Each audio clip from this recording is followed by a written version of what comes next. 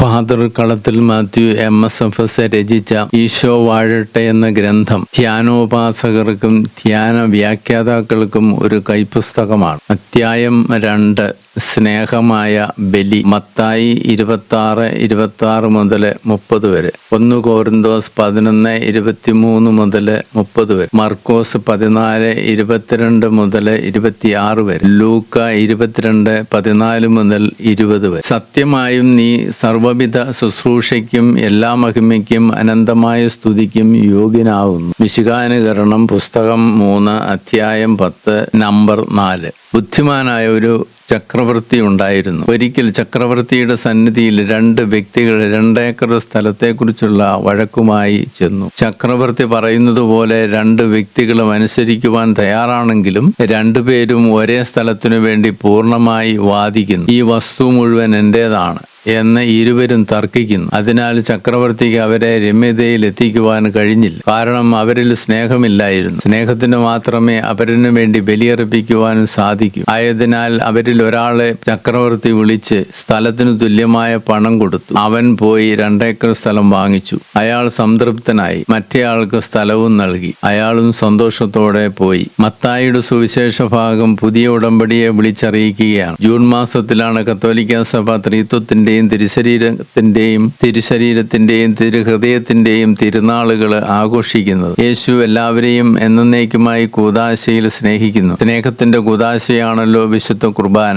ഏറ്റവും വലിയ ആദരവും പൂർണ്ണമായ സ്നേഹവും ദൃഢമായ ഭക്തിയും ഈ കൂദാശയോടെ നമുക്കുണ്ടായിരിക്കണം. മുകളിൽ സൂചിപ്പിച്ച കഥ പോലെ രക്ഷകനായ യേശു ഈ ഭൂമിയിൽ ജീവിച്ചിരുന്നപ്പോൾ ജെറുസലേമിൽ വെച്ചൊരു സംഭവമുണ്ടായി. 30 വർഷത്തിനു മേലെ ഈ ഭൂമിയിൽ ജീവിച്ച് തന്റെ ദൗത്യം പൂർത്തിയാക്കി യേശു സ്വർഗത്തിലേക്ക് പോകുവാൻ സമയമായപ്പോൾ സ്വർഗവും ഭൂമിയും തമ്മിൽ തർക്കം. യേശു തങ്ങളോടുകൂടി ഈ ഭൂമിയിൽ വസിക്കണമെന്ന് അപ്പോസ്തലന്മാർ അപേക്ഷിച്ചു. ദൈവപുത്രന്റെ മാലാഖമാർ പറഞ്ഞു, യേശുവേ, സ്വർഗത്തിലേക്ക് വരുവാൻ സമയമായി. അപ്പോൾ അപ്പോസ്തലന്മാർ ദുഃഖിതരായി. തർക്കം രമ്യതയിലാക്കുവാൻ യേശുവിനെ ഏറെ ബുദ്ധിമുട്ടേണ്ടി വന്നു. മനുഷ്യരെയും മാലാഖമാരെയും തൃപ്തിപ്പെടുത്തുവാൻ യേശു സ്വർഗത്തിലേക്ക് പോയി. എന്നാൽ മനുഷ്യർക്കായി വിശുദ്ധ കുർബാനയിൽ കാണപ്പെടാത്ത സാന്നിധ്യം അവലംബിച്ച് അപ്പവും വീഞ്ഞും തിരുശരീര രക്തങ്ങളാക്കി മാറ്റാൻ അപ്പോസ്തലന്മാർക്ക് അധികാരവും ശക്തിയും നൽകി. അവിടുന്ന് ഭൂമിയിൽ ജീവിച്ചിരുന്നപ്പോൾ ഫരിസേയർ ചോദിച്ചു, തച്ചന്റെ മകനല്ലേ? അവനെ വിശ്വസിക്കുന്നത് എന്തിന്? അവനിൽ പിശാചുണ്ട്. വീഞ്ഞുകുടിയനും പാപികളുടെ കൂട്ടുകാരനുമാണ്. അവർ അവനെ ബന്ധിതനാക്കി മർദ്ദനമേൽപ്പിച്ചു, മുൾമുടി ധരിപ്പിച്ചു, കുരിശ് വഹിപ്പിച്ചു, അവസാനം ക്രൂശിച്ചു. ഈ ആധുനിക ലോകത്തിലും വിശുദ്ധ കുർബാനയും യേശുവും പലതരത്തിൽ അവഹേളിക്കപ്പെടുന്നില്ലേ? ഒരിക്കൽ ദിവ്യകാരുണ്യ സ്വീകരണ സമയത്ത് 14 വയസ്സ് തോന്നിക്കുന്ന ഒരു പെൺകുട്ടി ദിവ്യകാരുണ്യം പെട്ടെന്ന് വിഴുങ്ങിയിട്ട് പറഞ്ഞു, ഒരെണ്ണം കൂടി മറ്റൊരുവൾക്ക് കൊടുക്കുവാനാണ്. കൂദാശ ചെയ്ത ഓസ്തിക്ക് 30,000, 40,000, 50,000 അതിന് മുകളിലേക്കും രൂപ വരെ കിട്ടും. നിങ്ങൾ എവിടേക്ക് പോകുന്നു എല്ലാ ശനിയാഴ്ചയും എന്ന് ചിലരോട് ചോദിച്ചാൽ അയൽപ്പക്കത്തുള്ള ഇടവകയിലെ നൊവേനയ്ക്ക് പോകുന്നുവെന്ന് ഉത്തരം പറയും. എന്നാൽ അവർ പോകുന്നതോ ജ്യോത്സ്യൻ, കൂടോത്രവാദി, പിശാച് സേവകർ എന്നിവരുടെ പക്കലേക്കാണ്. പിറ്റേ ദിവസം ഞായറാഴ്ച രാവിലെ ദിവ്യകാരുണ്യ സ്വീകരണത്തിന് അവർ മുൻപന്തിയിലും ഉണ്ടാവും. ദിവ്യകാരുണ്യം ആരാധിക്കപ്പെടേണ്ടതിന് പകരം അവഹേളിക്കപ്പെടുകയും അനാദരിക്കപ്പെടുകയും ചെയ്യുന്നു. ചിലർ ദിവ്യകാരുണ്യം ഈശോയെ തന്ത്രപൂർവ്വം മറക്കുന്നു. മറ്റു ചിലർ ദൈവത്തിന് പകരം മനുഷ്യർക്ക് നൽകുന്ന രാജത്വവും ആദരവും പുകഴ്ചയും അനുസരണവും കാണുമ്പോൾ ലജ്ജിച്ചു പോകുന്നു. വിശുദ്ധ കുർബാന സക്രാരിയിലുണ്ടോ എന്ന് പലർക്കും സംശയം തോന്നുന്നു. പുതിയ തലമുറയ്ക്ക് വിശുദ്ധ കുർബാനയിൽ വിശ്വസിച്ച് ആരാധിക്കുവാനും ആകർഷിച്ച് ആശ്രയിക്കുവാനും സ്വീകരിച്ച് ആശ്വാസം കണ്ടെത്തുവാനും കഴിയണം. സുനാമികളുടെയും ഭൂകമ്പങ്ങളുടെയും കൊടുങ്കാറ്റിന്റെയും കാലമാണല്ലോ. രാത്രിയുടെ യാമങ്ങളിലും കുംഭമേളകളിലും തിരുനാളുകളിലും ആഘോഷങ്ങളിലും യഥാർത്ഥത്തിൽ എന്ത് സംഭവിക്കുന്നു? അറിവും പണവും അധികാരവും സുഖലോലുപതയും കൂടുമ്പോൾ മനുഷ്യരെ തന്നെ ദൈവങ്ങളാക്കുന്നു. എനിക്ക് അസാധ്യമായ ഒന്നുമില്ല എന്ന ചിന്ത അഹങ്കാരത്തിന്റെ തുടക്കമാണ്. ഈ സന്ദർഭത്തിൽ ദൈവം മനുഷ്യർക്ക് ദൈവമേ എന്ന് ഉറക്കെ വിളിക്കുവാൻ അവസരങ്ങൾ ധാരാളം സൃഷ്ടിക്കുന്നുണ്ടാവും. ഇത് പാപമോചനത്തിനായി അനേകർക്ക് വേണ്ടി ചിന്തപ്പെടുന്നതും പുതിയ ഉടമ്പടിയുടേതുമായ എന്റെ രക്തമാകും. മത്തായി 26:28b. ഏത് ഉടമ്പടിയിലും 2 കക്ഷികളുണ്ടല്ലോ. ദൈവവും മനുഷ്യനും.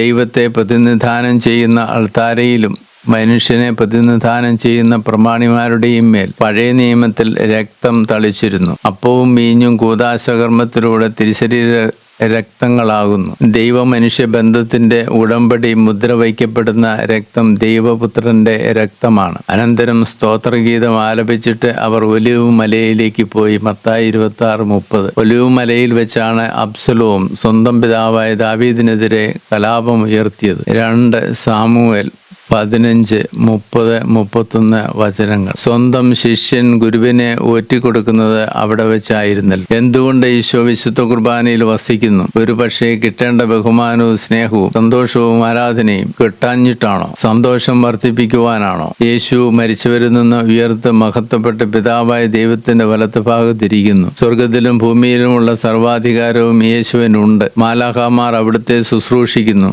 മനുഷ്യരെല്ലാം അവിടുത്തെ പ്രജകളാണ്. മനുഷ്യരെ ശിക്ഷിക്കുന്നതും അനുഗ്രഹിക്കുന്നതും അവിടുന്നാണ്. പിശാചുക്കൾ യേശുവിന്റെ സാന്നിധ്യത്തിൽ വിറകൊള്ളുന്നു. എല്ലാവരും അവന്റെ മുമ്പിൽ മുട്ടുകുത്തുന്നു. പിന്നെ എന്തിനാണ് വിശുദ്ധ കുർബാനയിൽ ഈശോ വസിക്കുന്നത്?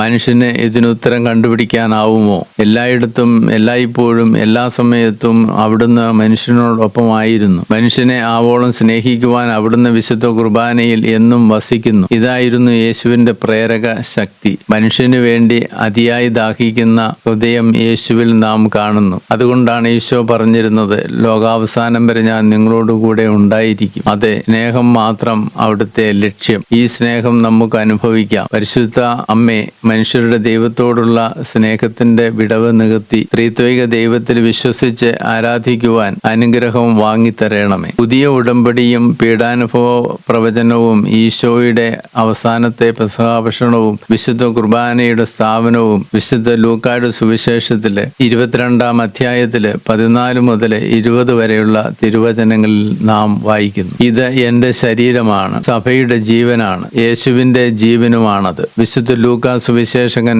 യേശുവിന്റെ കുർബാന തിരുശരീരവും സഭാശരീരവും ഒന്നായി കാണുന്നു. 1 കൊറിന്തോസ് 11-ാം അധ്യായം 23 മുതൽ 25 വരെയുള്ള വചനങ്ങളിൽ പൗലോസും അങ്ങനെ തന്നെ പറയുന്നു. രണ്ടും കർത്താവായ യേശുവാണ്. കർത്താവ് സത്യമായും സഭയ്ക്കുള്ളിലാണ്, അതിനാൽ സത്യമായും കുർബാനയിലുമാണ്. ഇതെന്റെ ശരീരമാകുന്നു. ഈശോയുടെ ദിവ്യസ്നേഹം നുകരുവാൻ അവിടുന്ന് നമുക്കായി തിരുശരീര രക്തങ്ങൾ നൽകിയ അമൂല്യ നിമിഷം. പീഡാസഹനത്തിന് മുമ്പ് ഈശോ പെസഹ ഭക്ഷിക്കുന്നു. എപ്പോഴും നാം ഓർമ്മിക്കുവാനും അവിടുത്തെ സ്നേഹം മനസ്സിലാക്കുവാനുമാണ് ഈ കൂദാശ പീഡാസഹനത്തിന് മുമ്പ് ഈശോ സ്ഥാപിച്ചത്. എപ്പോഴും മക്കൾ ഓർത്തിരിക്കുവാൻ അപ്പൻ മരണക്കിടക്കയിലായിരിക്കുമ്പോൾ അവർക്ക് ഓരോരുത്തർക്കും തന്റെ സമ്പാദ്യങ്ങൾ നൽകുന്നത് പോലെ ദൈവത്തിന് നമ്മോടുള്ള സ്നേഹത്തിന് വേറെയും തെളിവുകളുണ്ട്. സൃഷ്ടികർമ്മം, സൃഷ്ടികളുടെ മകുടമായ മനുഷ്യൻ, നമ്മുടെ ജീവൻ, സർവ്വസംരക്ഷണ ചുമതല, മനുഷ്യാവതാരം. 33 വർഷക്കാലം യേശു നമ്മുടെ ഇടയിൽ വസിച്ച് പീഡകളേറ്റ് കുരിശുമരണം വരിച്ച് ഉയർത്തെഴുന്നേറ്റ് ദൈവത്തിന്റെ വലത്ത് ഭാഗത്ത് യേശു വസിക്കുന്നു. ദിവ്യകാരുണ്യത്തിൽ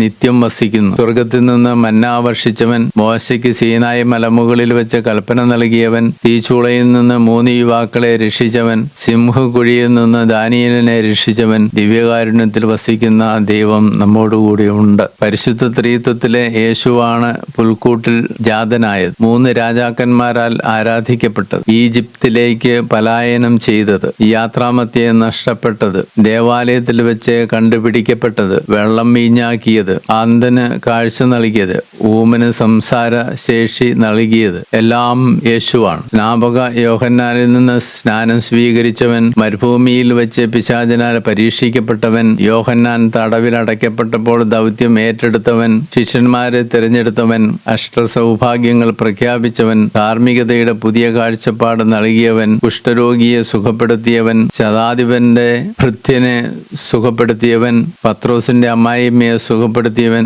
കൊടുങ്കാറ്റിനെ ശമിപ്പിച്ചവൻ, ഗദറായിലെ പിശാച് ബാധിതനെ സുഖപ്പെടുത്തിയവൻ, തളർവാദ രോഗിയെ നടത്തിപ്പിച്ചവൻ, പാപികളോടൊത്ത് ഭക്ഷണം കഴിച്ചവൻ, മരിച്ചുപോയ പെൺകുട്ടിക്ക് ജീവൻ കൊടുത്തവൻ, കൈ ശോഷിച്ചവനെ സുഖപ്പെടുത്തിയവൻ, ഗനേസറത്തിൽ രോഗശാന്തി നൽകിയവൻ, അപസ്മാര രോഗിയെ സുഖപ്പെടുത്തിയവൻ, 5000 പേരെ തീറ്റിപ്പോറ്റി 4000 പേർക്ക് ഭക്ഷണം നൽകിയവൻ ദിവ്യകാരുണ്യത്തിൽ വസിക്കുന്ന ഈശോ തന്നെയാണ്. ദിവ്യകാരുണ്യത്തിൽ വസിക്കുന്ന ഈശോ എല്ലായ്പ്പോഴും മനുഷ്യനെ പരിപാലിക്കുന്നു. അതുകൊണ്ടാണ് അവിടുത്തെ വചനം കേട്ട് ദുഃഖിതരായപ്പോൾ ഈശോ പറഞ്ഞത്, നിങ്ങളുടെ ഹൃദയം അസ്വസ്ഥമാവാതിരിക്കട്ടെ, ഞാൻ നിങ്ങളെ അനാഥരായി വിടുകയില്ല. തിരുഹൃദയ ഭക്തിയിൽ വളരുകയും ദിവ്യകാരുണ്യ ഈശോയിൽ വിശ്വസിക്കുകയും ചെയ്യുമ്പോൾ അവിടുത്തെ അനന്ത അനന്തമായ സ്നേഹം, സന്തോഷം, സമാധാനം നമുക്ക് സ്വന്തമാക്കാം. ഒരമ്മയ്ക്കോ ലോകത്തിനോ നൽകുവാൻ കഴിയാത്ത സ്നേഹമാണ് യേശു ദിവ്യബലിയിലൂടെ വിശ്വാസിക്ക് നൽകുന്നത്. അവിടുന്ന് പറയുന്നു, ഞാനാണ് ആടുകൾക്ക് വേണ്ടി ജീവൻ ഹോമിക്കുന്ന നല്ല ഇടയൻ. അവിടുത്തെ ജീവനാണ് ഓരോ ദിവസവും